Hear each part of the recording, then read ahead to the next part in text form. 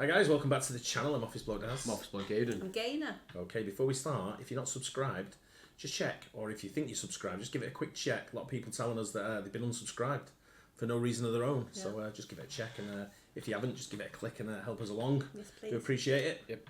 A bit of Lawrence here, lost in the pond. Yeah. 7 British words that are catching on in America. What do you think they are? Knobhead. Knobhead, yeah. I think. No. I was going to say I doubt it. I remember going to my mate's house one day and we were playing darts, remember? Yeah. I went, you knobhead. And he went, we had 7 minutes. We're timing it from how long it'd take before I said it. Really? Yeah. Anyway, 7 British words that are catching on in America. Let's go. Hello, I'm Lawrence and I'm on a quest to uncover all of the memos that Britain and America lost in the pond, and one of those memos pertains to words. Specifically, words that are widely used in one country and have started catching on in the other. In this, part 1 of a 2-part series, I'll be igniting your brains with 7 British English words that have recently started infiltrating English in the United States. And I know what you're thinking. Ooh, Lawrence, are you just going to ignore the countless American words recently adopted by Brits? No, that's coming in part 2. So if you'd like to get notified of that video and haven't had a chance to subscribe, do that now. But in piecing together this video, I took to social media to ask my American viewers to name the one British word they use the most. From the thousands of comments we received, some words showed up considerably more often than others. Which brings us on to this list. Here are 7 British English words that might be catching on in the United States.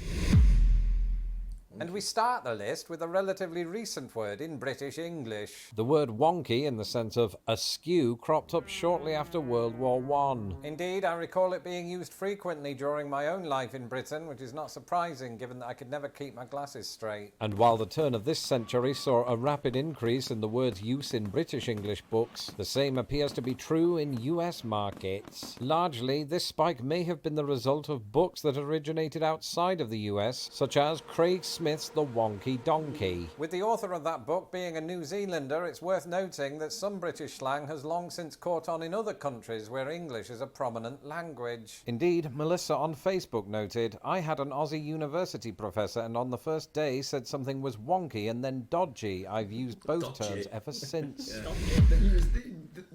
I'm expecting these to already be words over there, though. Do you know what I mean? Yeah, you got wonky, yeah. I never really... Especially dodgy. I would have thought dodgy would have been a word over there. I don't remember it. Yeah, I don't... It's one of them... You use certain words. Yeah. I mean, dodgy, I always used to sort of like describe dodgy as someone who's like proper like wrong... Yeah. Someone who's shady, like... You say he's dodgy. Yeah. Yeah. But I remember using the word tepid. And they were like, what? Tepid. The water's tepid. Yeah, I know what it means. I don't even know what that means. It means it's not hot, it's not cold. It's just like if you put your hand in the water, it's the same temperature as your hand. It's tepid. So it's room temperature. Yeah. But tepid. But I think wonky. I thought that was just a universal word. Yeah. Bloody hell. Perhaps the oldest word on this list, bloody hell, is so synonymous with British speak that it's almost become a parody. I can't concentrate because of the blind that's wonky. Yeah, he's a wonky. And it's bedspread that needs ironing. Of itself. In fact, during my time on the American stage, a playwright once changed a line for me specifically so that it would read bloody hell instead of god damn it. That's a true story. The intensifier bloody is thought to have originated in the 17th century. A once highly offensive swear word, its impact has softened in recent decades, to the extent that it was even referenced in those Harold Potter books. Indeed, YouTube commenter Andy Joe 522 chose bloody hell as his most used British phrase because, quote, there used to be one where someone was telling me a story once, remember? And I said, blimey. And they thought I was saying blow me. Remember?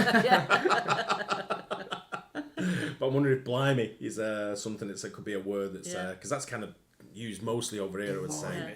It's more a... That's an Australian word. Blimey. That's an Australian word. No, I think it comes from... Blimey, mate! Yeah. Well, I think it comes from the old call blimey governor. Yeah. Go back a bit.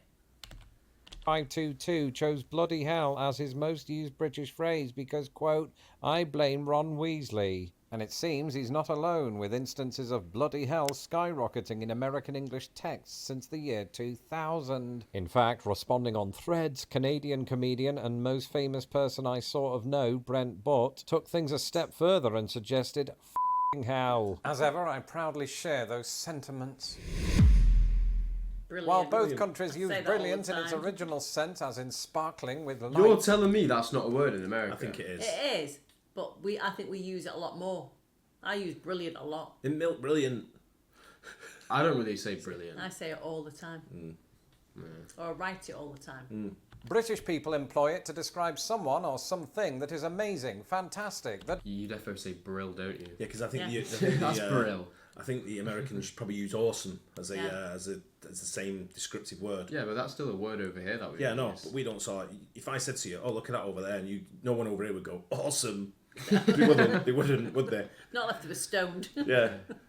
British people employ it to describe someone or something that is amazing, fantastic, the dog's bollocks. In America, I more often hear it specifically to describe somebody who's intelligent, which is why it's rarely used around me. That said, I have encountered the occasional American who uses it the British way. Like, for example, Vicky on Twitter, who responded with brilliant, which I've been saying since I heard the 10th Doctor say it. But even Doctor Who would have a hard time unpacking the data on this, which is muddied by the fact that the word has several definitions. At the very least, the two-word phrase, "that's brilliant," is found with increasing frequency in American English text since the start of the 21st century. Despite the occasional earlier use, Gobsmacked really only burst onto the British scene in the early 80s, a bit like the Whisper Bar or a certain YouTube sensation. The brilliance of this word is that it physically encapsulates what it describes. In other words, one's gob, as in mouth, is smacked, causing it to make an O shape. And something that left me gobsmacked was the sheer number of Americans who profess to use it. As ever, its growing popularity among American Anglophiles owes much to books, film and television. But, according to Chris on Facebook, the term is also known among fans of another product of the early 80s, Warhammer. Despite Googling this, I'm still none the wiser as to what this entails or what a Warhammer is. Perhaps I'll be gobsmacked when I find out. Either way, instances of gobsmacked in American English books have soared in recent years, as British literature continues to make its way across the pond. Time will tell whether or not it will catch on with the wider population. Something I use. Nah, that's not a word I'd use, gobsmacked. The word I would say over gobsmacked is like bamboozled or something. That's what it is. You would say bamboozled. Yeah, bamboozled. I've never heard you say bamboozled. If you said bamboozled, If you came out of your bedroom and went, "Oh, I'm bamboozled." bamboozled. Yeah, I was We saying it just in like burst a out laughing. joking way. Yeah, I've 100% said that loads of times. Around my mates, I think, more often. That's probably why you've never I've never heard you say it, but we'd proper rip the piss out of you. If you come out and went, "I've been bamboozled." You're like, No, it's like if "Get I'm out." watching something and I thought I had the right answer and it was like the wrong answer, I'd be like, I'm bamboozled there, mate. Yeah, 100%. Bamboozled, proper. It's a I heard it Manchester once thing, said that northern. British people use the word proper more times in a day than Americans do in a lifetime. And the thing is, we don't just use it, we do so in a number of ways. I use this At word a British lot. organisations, proper can refer to the moral character of a prospective appointment and whether or not he or she passes the so-called fit and proper person test. It can be used as an intensifier similar in meaning to very or extremely, as in Lost in the Pond is a proper brilliant YouTube channel. Not my words. They are my words. It can also be used to describe something as the genuine article. Arthur is a proper dog, isn't he? And it appears to be this definition that Americans in my comments section have latched onto, with Cheryl on Facebook offering up proper, as in a proper city. However, despite the word cropping up numerous times on my social media feeds, it's actually seen a century of steady decline, not just in Britain, but America. Often, enthusiasm for British English among American Anglophiles is not shared among the wider American public. In hindsight, this might be one of those times.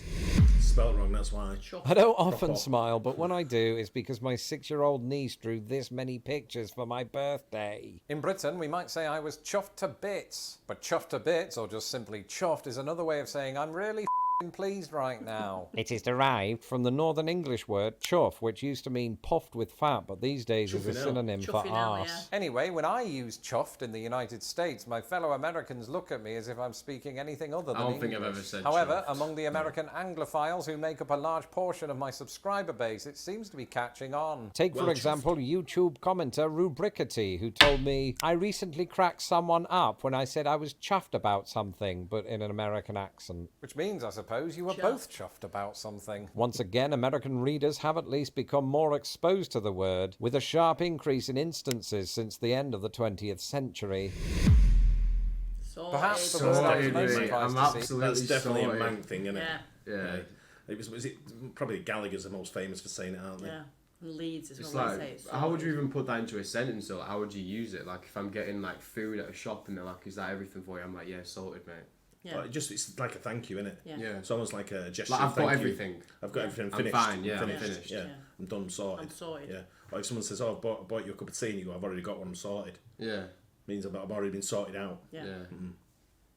Coming up again and again in your comments was the word sorted. Not because I didn't think it could catch on in America, but because it didn't occur to me that Americans don't already use it. And then I paused, stared off into the middle distance and realised Americans do use it, but only in the sense of organised. In Britain, it has one or two other meanings. In addition to the example I just used, Brits might say sorted when something has been resolved, as in the British Transport Police slogan, "See it, say it's sorted." Many may even be familiar with the English YouTube channel Sorted Food, who famously use the word upon the completion of a recipe. And back when I were a lad, people in Grimsby even used it to mean brilliant. As in, the new chippy is proper sorted, mate. Even I'm confused at this point. Nonetheless, the word showed up countless times underneath my... What surprised me more than anything about Lawrence there describing that in was how Grimsby were using a Manchester accent. Yeah. The local chippy's proper sorted, mate. They're doing Leeds. I've heard people in Leeds talk like that. Sorted.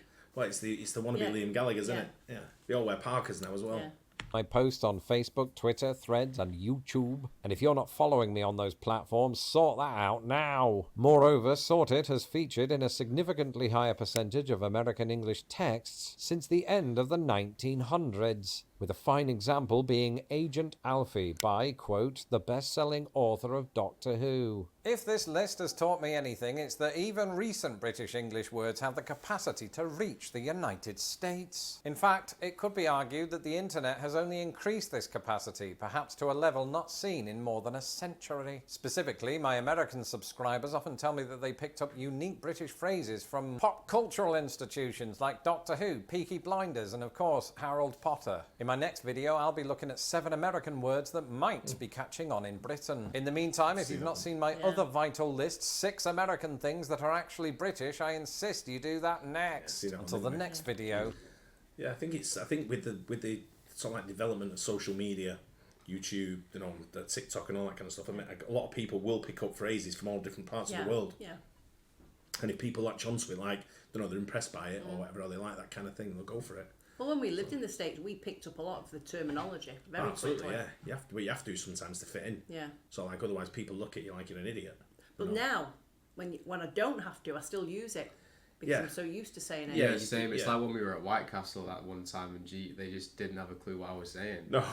Like, they literally thought I was speaking a different language. Really? I had to say it. She just went away from me and started speaking to him instead. Yeah. Well, it's like when Declan, they couldn't understand when he went to water. I'm like, big bottle of water, and they go, huh? Big bottle of water. Yeah, because he was trying to race to say it. Yeah, because he pronounced the T, water. They were like, but he's a fast water? talker as well. Yeah. But what you've got as well is a lot of times when you're speaking to somebody, they hear your accent, and it's the same wherever you go. I'm not just saying this is in America. They're trying to work out. They're looking at you as if to say, "I love that accent." All of a sudden, they get mesmerised by the accent, and they're not listening to what you're saying. Yeah, and it's sort of like they just focus out. They sort of like go away, and I think that's what happened with you when you went into White Castle. We're in a shitty White Castle on the back street somewhere, and he goes and he's like, "Yeah, can I have a burger, mate?" And the guy's just like, "Huh?" What the girl? So I just look. But that's the funny thing. Then they look at me. They sort of like go.